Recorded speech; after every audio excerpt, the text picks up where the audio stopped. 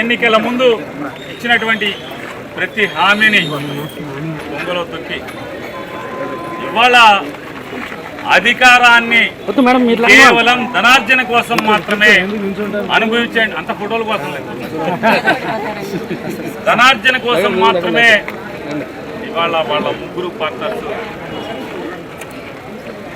కాలం గడపటం, సొమ్ము జనాంది సోకు చంద్రబాబు నాయుడు కొడుకు పవన్ కళ్యాణ్ది అవటం మనందరం చేసుకున్నటువంటి దౌర్భాగ్యం.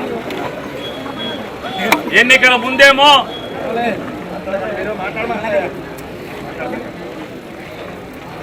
జగన్మోహన్ రెడ్డి ఇచ్చిన పథకాల కంటే కూడా ఎక్కువగా మీకు ఇస్తామని, జగన్మోహన్ రెడ్డి గారు చేసిన దానికంటే కూడా అదనంగా కూడా ఇస్తాను,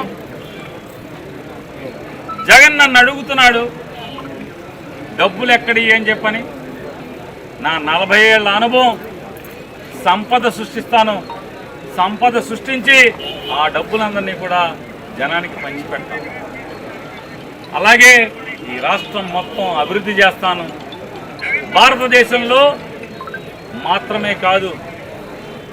భారతదేశం మాత్రమే కాదు ప్రపంచంలోనే మొట్టమొదటి రాష్ట్రంగా ఉండేట్టుగా నేను చక్కదిద్దుతానని చెప్పని అరచేతిలో వైకుంఠం చూపించింది.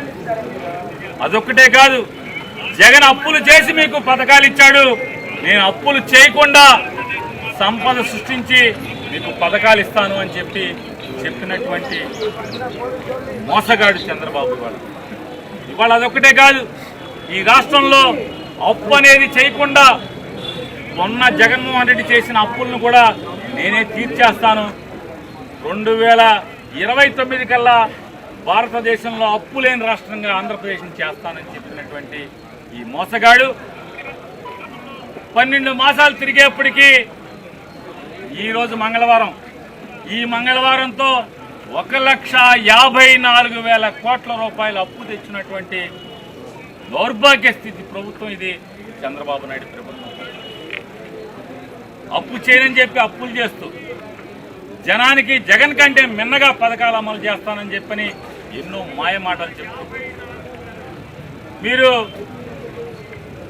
విశాఖపట్నం వెళ్ళాలనుకుంటున్నారా మీ పిల్లలతో, మీరు తిరుపతి వెళ్ళాలనుకుంటున్నారా, లేదా మీరు శ్రీశైలం గుడికి వెళ్దాం అనుకుంటున్నారా, లేదా నెల్లూరు రొట్టెల పండగకి వెళ్దాం అనుకుంటున్నారా, లేదా గుణదల సంబరాలకు వెళ్దాం అనుకుంటున్నారా, ఎక్కడికి కావాలంటే కడప నుంచి గుణదల మొక్కు తీర్చుకోవాలన్నా, లేదా శ్రీకాకుళం ఇచ్చాపురం నుంచి తిరుపతి దేవుణ్ణి చూసుకోవాలన్నా, మీ పుట్టింటికి వెళ్ళాలన్నా, ఎక్కడికి వెళ్ళాలన్నా బస్సు ఫ్రీ అని చెప్పాడు.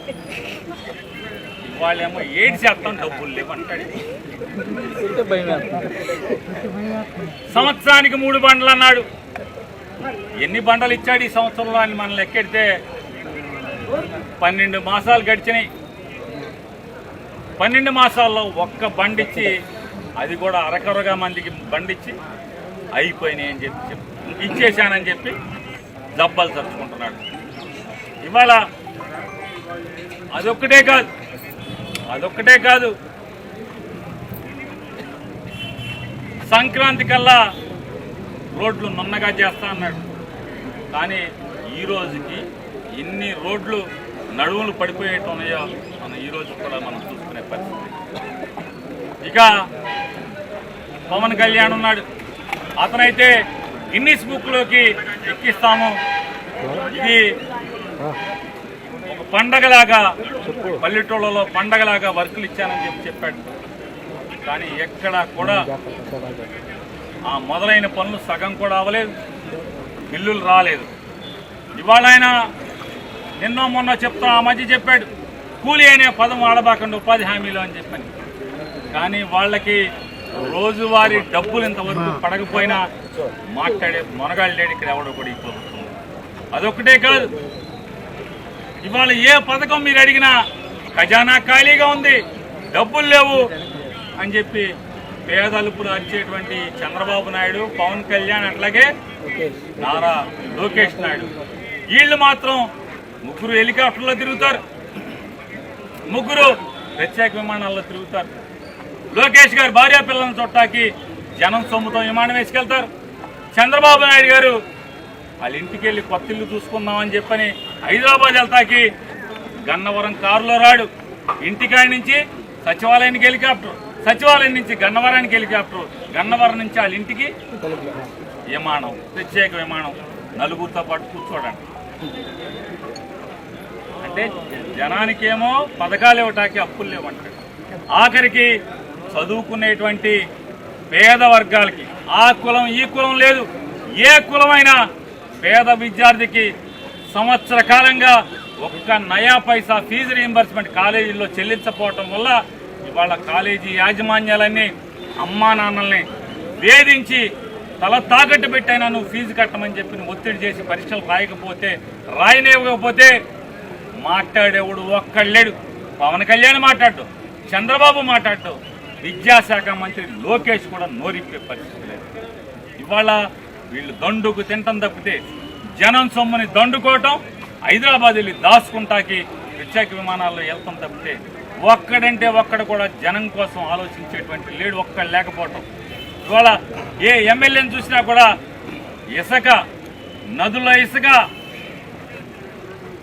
ఊళ్ళో మట్టి, ఆఖరికి కొంతమంది ఎమ్మెల్యేలు అయితే చికెన్ కొట్ల మీద కమిషను, జాయింట్కి ఇంత, కేజీ మాంసానికి ఇంత అని వసూలు చేస్తున్నటువంటి దిక్కు మాలిన పరిస్థితుల్లో ఇవాళ ఉంటే ఒక్కడు మాట్లాడేవాడు లేడు, ఒక్కడంటే ఒక్కడు మాట్లాడలేడు. ఆడు ఈడు అని లేకుండా 164 మంది మళ్ళీ ఎమ్మెల్సీలు మొత్తం అంతా కూడా బ్రాందీల్లో మునిగి తేలుతున్న పరిస్థితులు వాళ్ళు ఈ రాష్ట్రంలో ఉన్నాయి. బ్రాందీ వ్యాపారంలో ఈ చెయ్యట్టని ఒక్క ఎమ్మెల్యే ఉన్నాడా అంటే ఎవడు ఒక్కడు కూడా, ఆఖరికి ఈ ఎమ్మెల్యేతో సహా ఎవడు బ్రాందీ వ్యాపారం వాసన చూడకుండా ఒక్కడు లేకపోవడం అనేది మన దౌర్భాగ్యం. ఇవాళ ఇన్ని మాయమాటలు చెప్పి, ఇన్ని మోసాలు చెప్పి వీళ్ళు పబ్బం గడుపుకోవటానికి, ఆఖరికి ప్రజల్ని మోసం చేయడమే కాదు, దేవుణ్ణి సనాతన ధర్మం అని, జగన్మోహన్ రెడ్డి మీరు క్రిస్టియన్ మేము హిందువులు అని వాగినటువంటి చంద్రబాబు నాయుడు కూడా ఇవాళ సాక్షాత్తు రాష్ట్రంలో ఉన్నటువంటి ప్రతి దేవుడి ఆలయాన్ని కూడా దోచేసేటువంటి కార్యక్రమానికి తెరలేపుతున్నారు. మొన్న నోటిఫికేషన్ ఇచ్చారు. ఏమని ఇచ్చారంటే, నెల రోజుల్లోపు మీకు అభ్యంతరాలు ఉంటే చెప్పండి, మేము చట్టం తేబోతున్నాం, దేవుడి ఆస్తులన్నీ కూడా ఈ రాష్ట్రంలో ఉన్నటువంటి ప్రతి హిందూ దేవుడి ఆస్తిని కూడా నామినేషన్ పద్ధతిలో నామినల్ అంటే చిన్న డబ్బులు అద్దెకి 99 ఏళ్ళు అద్దెకి ఇవ్వటానికి అభ్యంతరాలు ఉంటే తెలపండి అని చెప్పని ఇప్పుడు ఈ కార్యక్రమానికి తెరలేపాడు. అంటే వారి వంది మాగదులకి, వారికి చందాలు ఇచ్చిన వాళ్ళకి, వాళ్ళు జెండా మోసిన ఎమ్మెల్యేలకి వీళ్ళందరూ కలిసి దేవుడి ఆస్తులన్నీ కూడా ఎత్తేటాకి వాళ్ళ పథక రచన చేశారు. అంటే జనాన్ని మోసం చేయటంలో జనాన్ని వదలరు. ఓట్లు ఎంచుకునేప్పుడు అన్ని మతాలు మాయ అన్నారు, క్రిస్టియన్లు మేమే అన్నారు, ముస్లిమ్స్కి మేమే అన్నారు, టోపీ పెట్టుకున్నారు. ఇవాళ వచ్చి మేము హిందువులకి మాత్రమే నాయకులు అని చెప్పి సిగ్గు లేకుండా ఇవాళ మాట్లాడుతున్నటువంటి పరిస్థితులు మనం చూసాం. ఇవాళ నిజంగా ఏ రాజకీయ నాయకుడికి రాకూడనటువంటి దుస్థితి చంద్రబాబు నాయుడికి వచ్చింది, పవన్ కళ్యాణ్కి వచ్చింది. మొన్నటి దాకా మోడీని, వాళ్ళ భార్య గారిని అందరినీ బూతులు తిట్టినట్టు వీళ్ళు ఇవాళ సాష్టాంగ నమస్కారం పట్టేటువంటి దౌర్భాగ్యం ఎవరికయ్యా అంటే 75 ఏళ్ల వయసున్న 40 ఏళ్ళ ఇండస్ట్రీ చంద్రబాబుకు పట్టడం, సిగ్గు లేకుండా అదే తిట్టినోడితో ఇవాళ మోడీ గారి బూట్లు నాకేటువంటి పరిస్థితులు చూస్తున్నాం. ఇదే పవన్ కళ్యాణ్ చంద్రబాబు నాయుడు కొడుకుని పచ్చి దగాకోరు, అవినీతి పరుడు, నీ కళ్ళు కనపడవా చంద్రబాబు, నీ కొడుకు దోసేస్తున్నాడని చెప్పి మాట్లాడాడు. చంద్రబాబుది తప్పుడు ప్రభుత్వం అని మాట్లాడాడు. ఇవాళ అదే చంద్రబాబు ఇంకా 25 ఏళ్ళు ఉండాలని చెప్పని చప్పట్లు కొట్టి మరి అసెంబ్లీలో చెప్తున్నాడు. అంటే ఎవరికన్నా రాజకీయ నాయకుడికి తిట్టిన నోటితో మళ్ళీ కాళ్ళు పట్టుకునే స్థితి రావటం, తిట్టిన నోటితోనే భజన చేసేటువంటి కార్యక్రమం రావడం అంటే ఇక మనిషిగా బతికి ఉండే అవసరమా అని నేను వాళ్ళని ప్రశ్నిస్తున్నాను.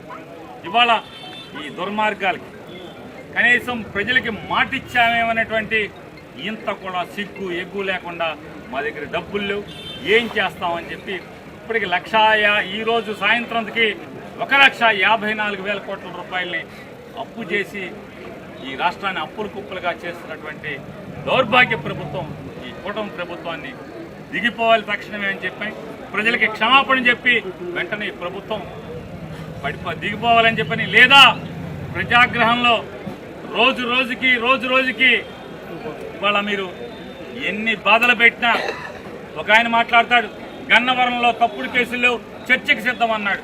మా అమ్మాయి వచ్చింది, రా చర్చకి మాట్లాడదామని, రాడు అంటాడు. తప్పుడు కేసులు లేవంటాడు. తప్పుడు కేసులు లేకపోతే, తప్పుడు కేసులే కాకపోతే రాష్ట్రంలో 175 నియోజకవర్గాల్లో 173 మంది జైలుకి వెళ్ళినోడు ఎవడన్నా ఏ నియోజకవర్గం ఉందంటే ఇది గన్నవరం నియోజకవర్గంలో మాత్రమే, ఇంకెక్కడ ఈ రాష్ట్రంలో ఎక్కడా లేదు. వంశీ మీద కేసులు తప్పుడు కేసులు కాదా? 2019 సంవత్సరంలో చంద్రబాబు ప్రభుత్వం తెలుగుదేశం శాసనసభ్యుడు 2018లో పట్టాలు పంచిపెట్టాడంట, దొంగ పట్టాలు అయ్యని చెప్పని ఆ రోజు చంద్రబాబు సిగ్గు లేకుండా 2019 జగన్ ముఖ్యమంత్రి అయిన తర్వాత వంశీ చాలా మంచోడు, తప్పుడు కేసు పట్టాలు అదో తప్పుంటే ఎంఆర్ఓని జైలుకి వేయాలి, కానీ వంశీని జైలుకి వెళ్ళటటువంటి నేను పోలీస్ స్టేషన్కి వస్తా, పోలీస్ స్టేషన్ తలుపులు బద్దలు కొడతా అని చెప్పి వాగినటువంటి చంద్రబాబు నాయుడు ఇవాళ అదే కేసులో మళ్ళీ కాగితాలు కోర్టుకి ఛార్జ్ షీట్ వేసిన తర్వాత ఆ కాగితాలను మళ్ళీ వెనక్కి తెచ్చుకుని ఆ దాంట్లో వంశీని ముద్దాయిగా పెట్టడం అంటే తప్పుడు కేసు అవునా కాదా? 2016 సంవత్సరంలో ఎవడో ఒకడు ఆస్తి కొనుక్కున్నాడంట, ఎవరితో ఊళ్ళో తగాదా ఉందంట, ఎమ్మెల్యే దగ్గరికి వచ్చి మా ఆస్తి తగ్గు తీర్చమంటే, అయ్యా సివిల్ మ్యాటర్ నేనెట్టా తీరుస్తాను, పోలీస్ స్టేషన్కి వెళ్ళి కంప్లైంట్ చేసుకో, లేదా సివిల్ కోర్టులో దావా చేసుకో అని చెప్తే వంశీ అవతల వాడితో కుమ్మక్క అయిపోయి నేను ఎమ్మెల్యేని నమ్మినా వెళ్ళినా కూడా నాకు పని చేయలేదు కాబట్టి నా ఆస్తిని దొబ్బేశాడు వంశీ అని చెప్పి ఇవాళ కేసు. ఎందుకు ఇవాళ వచ్చేవారు 2016 నుంచి అంటే అప్పటి నుంచి వంశీ అంటే భయం నాకు. ఇవాళ వంశీని భయపెట్టే చంద్రబాబు వచ్చాడు, అప్పుడు లేడు బతికే ఉన్నాడు, అప్పుడు కూడా చంద్రబాబు వంశీని భయపెట్టే ప్రభుత్వం వచ్చిందని ఇంట్లోంచి బయటికి లేచి వచ్చాడంట. ఇది తప్పుడు కేసా? నిజం కేసా? ఇది మొత్తం వంశీ మీద కట్టినటువంటి 11 కేసులు తప్పుడు కేసులే కదా. వంశీ మీద మైనింగ్ చేశాడంటాడు, మరి అధికారులు ఎవరన్నా అరెస్ట్ చేశారా? మైనింగ్ అధికారులు కానీ తహసీల్దార్లు కానీ ఒక్కడినంటే సస్పెండ్ చేశారా? వాళ్ళు ఎవరు ఉండరు. దొంగతనం జరిగితే మరి వీళ్ళందరూ ఏమయ్యారు? ఇది తప్పుడు కేసు కాదా అని అడుగుతున్నాను. ఇదొక్కటే కాదు, వంశీ మీద 11 కేసుల్లో మీరు ఏ కేసు తీసుకున్నా కూడా అది నూజివీడు కోర్టులో కట్టినాయి, లేదా గన్నవరం కోర్టులో కట్టిన ఎక్కడ కట్టినా కూడా ఈ పోలీస్ స్టేషన్లో కట్టిన ప్రతిదీ కూడా తప్పుడు కేసు, దొంగ కేసు అనేది ఏ చిన్నపిల్లోడిని ఊహ తెలిసిన ఏ చిన్నపిల్లోడికి ఈ ఎఫ్ఐఆర్ చదివినిపిస్తే ఊరికే అర్థమవుతుంది.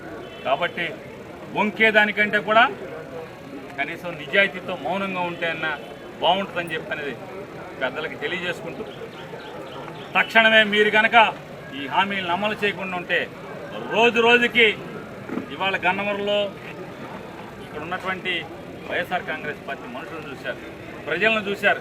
సంవత్సర కాలంగా వేధింపులకు గురిగవుతున్నా కూడా ఇంతమంది మొదలయ్యారంటే మీ వ్యతిరేకత, మీ మీద వ్యతిరేకత, మీ పతనానికి నాంది గన్నవరంలో ప్రారంభమైంది ఈ రోజున 4వ తారీఖు అని చెప్పనేది మీకు హెచ్చరిక జారీ చేస్తూ, ఖచ్చితంగా ప్రజల యొక్క ఆగ్రహావేశాల్లో పుట్టుకుపోతాం రాబోయే రోజుల్లో తథ్యం అనేది కూడా కూటమి ప్రభుత్వానికి హెచ్చరిక.